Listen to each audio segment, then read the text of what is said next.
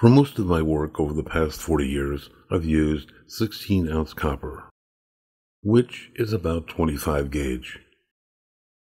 A few years ago, I was at the metal recycler, selling some of my scrap copper. I looked around to see what else they might have. I spotted this 4-inch copper pipe and some 3/8-inch copper bars. And I had no idea what I would use these for.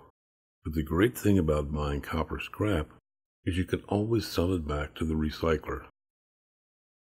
For the 3/8-inch copper bar, I can heat this up and forge it out on the anvil.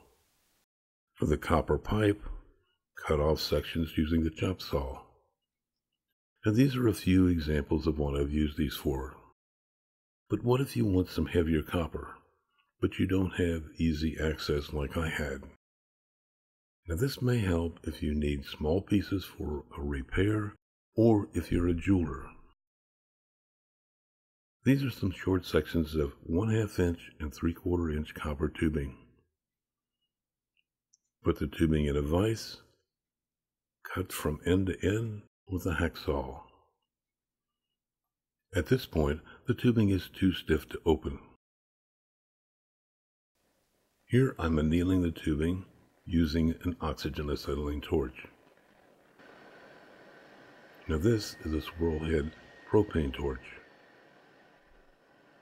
Not quite as hot as the oxygen acetylene, but it will quickly get the job done.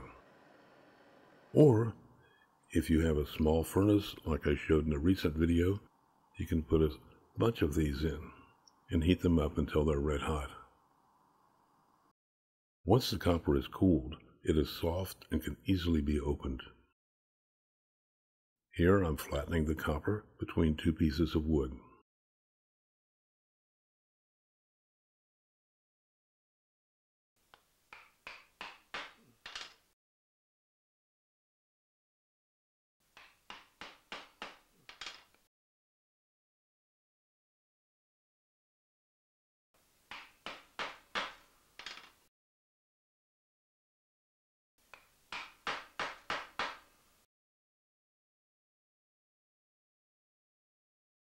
Using a non-ferrous wire gauge, I can see that the 1/2 inch copper tubing is about 19 gauge, and the 3/4 inch copper tubing is 17 gauge.